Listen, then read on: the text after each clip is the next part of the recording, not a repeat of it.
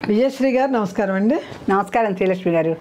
విజయశ్రీ గారు, నాగుల పంచమి, నాగుల చవితి, సుబ్రహ్మణ్య షష్ఠి ఇన్ని పండుగలు మనం నాగుల మీద చేసుకుంటూ ఉంటాం కదండి.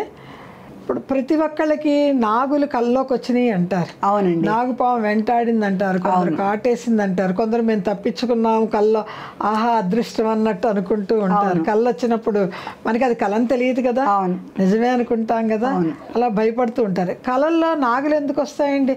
వేరే జంతువులు ఎక్కువ రావు కానీ. అంటే సర్పాలకి కళలో రావటానికి చాలా పెద్ద ఫ్రాయిడ్ అని చెప్పేసి ఒక వెస్టర్న్ స్కాలర్ ఉన్నాడండి. ఆయన చాలా పెద్ద థియరీని రాశాడు కళల మీద. అంటే మన వాళ్ళు కూడా స్వప్న శాస్త్రం ఒకటి ఉంది మనకి, జ్యోతిష్ శాస్త్రానికి అనుబంధంగా ఉన్నటువంటి స్వప్న శాస్త్రం ఉంది. ఆ స్వప్నంలోనే సీతాదేవికి త్రిజట ఒక ఇది వస్తుంది కదా, సీతాదేవిని శ్రీరాముడు తీసుకెళ్ళిపోతున్నట్టు తెల్లటి రథం మీద, రావణాసురుడు ఎర్రటి గన్నేరు పూలు వేసుకొని ఒళ్ళంతా నూనె పుచ్చుని గాడిద మీద వెళ్తున్నట్టు ఆవిడకు ఒక స్వప్నం వస్తుంది. అది నిజమైందా లేదా? మరి కళలు నిజం కావు అంటే ఎలా? స్వప్నశాస్త్రం ఎంత సత్యం అంటే రామాయణంలో మనకి అత్యద్భుతమైనటువంటి ఒక కథనమే ఉంది. త్రిజట స్వప్నం ఉంది. ఆ త్రిజట అనేటువంటి ఆవిడ కూడా రాక్షసే. మరి ఆ త్రిజట కూడా రాక్షసే. ఆవిడకి స్వప్నంలో ఏం కనిపించింది? సీతారాములు చక్కగా తెల్లటి రథం మీద బయటికి అయోధ్య వైపు వెళ్ళిపోవటము, రావణాసుడు గార్ధబం ఎక్కటము, అంటే ఒక గాడిదని ఎక్కి ఉండటం. ఇది ఎంత అశుభమో అదెంత శుభము, ఈ రెండు జరిగినాయా లేదా? జరిగినాయి. అందుకని ఈ స్వప్న శాస్త్రంలో మనకు పాములు ప్రధానమైనటువంటి పాత్ర అండి. నాగదోషం ఉన్నా, నాగజాతికి పూర్వజన్మలో ఎప్పుడైనా మనం కొంచెం అపకారం చేసినా, ఈ జన్మలో నాగుపాముల్ని చంపినా, ఇవన్నీ మనకి సెంటిమెంట్స్ అని కొట్టిపారేస్తున్నారు. అది కాదు. అంటే కావాలని చంపడం వేరు, అవసరమైతే చంపడం వేరు. ఏ జీవినైనా కూడా మనని మనం రక్షించుకోవటం కోసం ఏదన్నా ఒక జీవిని చంపామంటే అందులో దోషం ఉండదు. తనకు మాలిన ధర్మం మొదలు చెడ్డ బేరం, అది ఎవరైనా చెప్తారు. అలా కాకుండా అనవసరంగా కారణం లేకుండా పాములను చంపిన వాళ్ళకి కానీ, అయితే ఆ నాగేంద్రుడు పగబడతాడని తెలిసి కూడా నిర్లక్ష్యంగా వ్యవహరించిన వాళ్ళకి కానీ, పూర్వజన్మలో నాగరుణం ఏదైనా మిగిలిపోయిన వాళ్ళకి కానీ, ఇవి చాలా చాలా పెద్ద పెద్ద శాస్త్రాలు ఉన్నాయండి నాగేంద్రుడి విషయంలో. స్వప్నంలో తరచుగా వాళ్ళకి సర్పాలు కనిపిస్తూనే ఉంటాయి. ఎంతమందికి చెప్పినా, ఎన్ని రకాల డాక్టర్లకు చెప్పినా అదేంటంటే చెడు కళలు రాకూడదని, లేకపోతే చెడు కళలు రాకుండా కొన్ని మంత్రాలు చదివినా వాళ్ళకి పాములు ఎప్పుడు కనిపిస్తూనే వస్తూనే ఉంటాయి. చాలా భయపడుతూ ఉంటారు. అప్పుడు సుబ్రహ్మణ్యేశ్వర స్వామికి మనము ముఖ్యంగా మంగళవారాలు ఉపవాసం, ఒక 5 మంగళవారాలు ఉపవాసం ఉండటం. సుబ్రహ్మణ్యేశ్వర స్వామికి ఇష్టమైనటువంటి మంగళవారం కదా, ఆ రోజున ఎరుపు, కుజుడు ఎర్రగా ఉంటాడు, పగడం రంగులో ఉంటాడు. కుజగ్రహం మంగళవారం అంటే మనకు కుజగ్రహం. ధరణీ గర్భ సంభూతం విద్యుత్ కాంతి సమప్రభం ఆయన, కుమారం శక్తి హస్తంచ మంగళం ప్రణమామ్యహం. మన నవగ్రహాల్లో ఈ స్తోత్రం ఉండనే ఉంది కదా.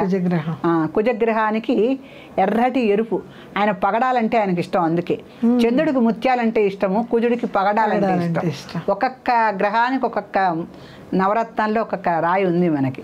ఈయనకి పగడపు రంగులో ఉంటాడు కనుక కుజుడు, ఈయన రక్తకారకుడు. పైగా రక్తకారకుడు. సర్జరీస్కి వాటికి మంగళవారం రోజున చేస్తే కొంచెం బాగుంటుందని చెప్తారు. అందుకు అవునండి, మంగళవారం రోజు అంటే కుజుడు యొక్క అనుగ్రహం ఉంటుంది. అవాళ కుజగ్రహం యొక్క అనుగ్రహం, కుజుడు కదా, కుజుడు అధిపతి, మంగళవారానికి కుజుడు అధిపతి. రక్తం అది సక్సెస్ అవుతుందని చెప్పేసి ఒక నమ్మకం మన వాళ్ళకి. అందుకని ఈ కుజగ్రహంకి సంబంధించినటువంటి ఈ యొక్క ఎరుపు ఉంటుందండి. ఆ ఎరుపుని ఆధారంగా తీసుకొని ఎర్రటి పువ్వులతో సుబ్రహ్మణ్యేశ్వర స్వామికి పూజ చేస్తారు. ఎర్రటి పూలతో పూజ చేస్తారు. చేసి, నాయన నువ్వు నా స్వప్నంలోకి రాకు, నాకు రాత్రంతా నిద్ర రాకుండా భయపడుతూ ఉన్నాను అని చెప్పేసి దండం పెట్టుకుంటారు. అలా నాకు తెలిసిన ఉదాహరణ ఒకటి ఉందండి. అంటే కళలోకి పాములు కనిపించకుండా ఉండటానికి కొన్ని మంత్రాలు ఏవో చెప్తూ ఉంటారు. ఆ మంత్రాలు చదివిన తర్వాత కొంతవరకు రావటం తగ్గుతుంది. పూర్తిగా రావటం తగ్గిపోవటానికి కొంత సమయం పడుతుంది. ఎందుకంటే తప్పనిసరిగా గత జన్మలో నాగులకి వీళ్ళకి ఏదో కొంత వైరం ఉంటుంది. అవి వచ్చి అన్యాపదేశంగా ఏవో చెప్పడానికే వస్తాయి. వాటికి పండితులు నడితే కరెక్ట్గా చెప్తారు. మీకు ఏ రంగు సర్పం కనిపించింది, ఎంత పొడుగు సర్పం కనిపించింది, పడగతో కనిపించిందా, తోక మాత్రమే కనిపించిందా, ఇటువంటివన్నీ వివరాలన్నీ కూడా వాళ్ళు తెలుసుకొని దాన్ని బట్టి కూడా చెబుతూ ఉంటారు. అంటే పాము కనపడటంలో కూడా ఇన్ని రకరకాలు ఉంటాయి. అంతే, ఒకసారి పడగెత్తిన పామే కనిపిస్తుంది, ఒకసారి పడుకున్న పాము ఒకసారి నడుస్తూ కనిపిస్తుంది, అంటే అది వెళ్ళిపోతూ కనిపిస్తుంది. రకరకాల వెంటబడుతుంటే పరిగెత్తుతున్నట్టు కనిపిస్తుంది. అది అని ఒకసారి మన ఒంటి మీద ఉన్నట్టు భయం వేస్తుంది, చాలా కాటేసిద్ది కొందరు చెప్తారు భయంతో. అలా రకరకాలుగా స్వప్నాల్లో ఈ సర్పదర్శనం ఉంటూ ఉంటుంది. అయితే నాకు తెలిసిన ఒకతను ఉన్నాండి, అతను చాలా ప్రముఖమైనటువంటి ఎడిటర్, చాలా ఏళ్ళు మనకు చేశాడు. పొత్తూరు వెంకటేశ్వరరావు అని చెప్పి, ఇప్పుడు ఆయన లేరు, ఈ మధ్య కాలంలోనే వెళ్ళిపోయారు. పొత్తూరు వెంకటేశ్వరరావు అని చాలా ప్రముఖుడు. ఆయన పివి నరసింహారావు గారికి కూడా అన్ని రకాలుగా సహాయ సహకారాలు అందించిన వ్యక్తి. ఆయన కుర్తాళం పీఠాధిపతి గారి శిష్యుడు. మన కుర్తాళం పీఠ భారతీ తీర్థ స్వామి వారు ఉన్నారు కదా, వారికి శిష్యుడు. అయితే ఆయన నాకు ఒకసారి కనిపించినప్పుడు చెప్పారు, పొత్తూరు వెంకటేశ్వరరావు గారు నాతో కనిపించినప్పుడు చెప్పారనమాట, ఆయనకి ఎప్పుడు కలలో పాములు కనిపిస్తూనే ఉండేట, ఎప్పుడు కనిపిస్తూనే ఉండేటి. ఎంత దండం పెట్టుకున్నా ఏ రకంగానూ ఆయనకి ఆ పాములు కనిపించడం తగ్గలేదట. అప్పుడు ఈ కుర్తాళం పీఠాధిపతి వారి దగ్గరికి వెళ్ళినప్పుడు ఈ విషయం ఆయన ప్రస్తావిస్తే ఆయన ఏమీ అనలేదటండి. కొంచెం ఇసుక తీసుకొని మంత్రించి ఆయన చేతిలో పెట్టాట. ఈ ఇసుక పొట్లం, ఇసుక మంత్రానికి ఎంత శక్తి ఉందంటే, ఈ ఇసుక తీసుకొని నువ్వు ఒక చిన్న పొట్లం కట్టే తల కింద పెట్టుకొని స్వప్నాల్లో ఈ పంచి సర్పాలు కనిపించావని చెప్పారు. ఆయన ఎంత ఆశ్చర్యపోతూ చెప్పారంటే, ఆయన ఇచ్చిన రోజు నుంచి ఈ రోజు వరకు నాకు ఎప్పుడు కల్లో పాములు కనిపించలేదండి. అంటే మంత్రించిన ఇసుకకి కూడా ఎంత మహిమ, ఎంత శక్తి ఉందో మనకు అర్థమవుతుంది దీన్ని బట్టి. అందుకని స్వప్నాలు, సర్పాలు, పాలు పోయటాలు, ఈ నమ్మకాలని అవహేళనగా మాట్లాడే వాళ్ళకి కొన్ని ప్రత్యక్ష ఉదాహరణలు మన సమాజంలో కనిపిస్తాయి. కొంతమందిని అడిగితే చెప్తారు, వాళ్ళు ఊరికే చెప్పరుగా, వాళ్ళకి అనుభవం ఉంటేనే చెప్తారు కదా. అవి తెలుసుకున్న తర్వాత మన ఆచార వ్యవహారాలు ఎంత ప్రాచీనమైనవి, ఎంత ముఖ్యమైనవి కూడా తెలుస్తుంది అన్నమాట. అంతే కదండి, మన భారతదేశం పుట్టకి చెట్టుకి అన్నిటికీ మొక్కుతూ మన ప్రకృతితో మమేకమై బతికే వాళ్ళం గనక, చెట్టుకి, పుట్టకి, పాముకి, కుక్కని భైరవుడు కాలభైరవుడు అంటాం, మరి పాముని సుబ్రహ్మణ్యేశ్వర స్వామి అంటాం. అన్ని రకాలుగాను మనం ప్రకృతిలో ఉండే జీవులన్నిటినీ పూజించడం భారతీయ సంప్రదాయం.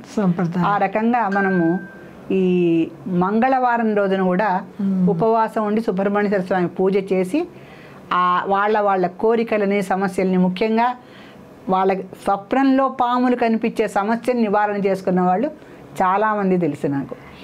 నాగభయం లేకుండా వాళ్ళకి అయిపోతుందండి, మంగళవారం నాగభయం లేకుండా అయిపోతుంది. సుబ్రహ్మణ్య స్వామికి ఎర్రటి పూలతో పూజ చేసుకున్నారు. ఆవు పాలు నైవేద్యం పెట్టాలి. చిమిలి చలిమిడి కూడా పెట్టుకోవచ్చు, మన శక్తి. చిమిరి చలిమిడి ఓపికండి. అవి ఏమీ పెద్ద ఖరీదైనవి ఏం కాదు, అన్ని ఇంట్లో. చలిమిడికి ఇంత బియ్యపిండి, బెల్లం ఉంటే చాలు. నువ్వులు ఎంత కావాలండి, 100 గ్రాములైనా చాలు. అంత బెల్లం వేసి తొక్కి అంత చిమ్మిరుండ చేసి స్వామికి నివేదన చేస్తే ఎంతో సంతోషిస్తాడు స్వామి. ఆ ప్రసాదం మనం తింటే మనకి కాల్షియంలు అవి వస్తూనే ఉంటాయి. ప్రసాదాలన్నీ ఆరోగ్యకరమైనవేనండి. అవునండి. మన దేశం, మన భారతదేశం పుణ్యభూమి, కర్మభూమి, యోగ భూమి, ఇన్ని రకాలైన భూమిలో పుట్టినందుకు మనం చాలా అదృష్టవంతులం అండి. నమస్కారం అండి.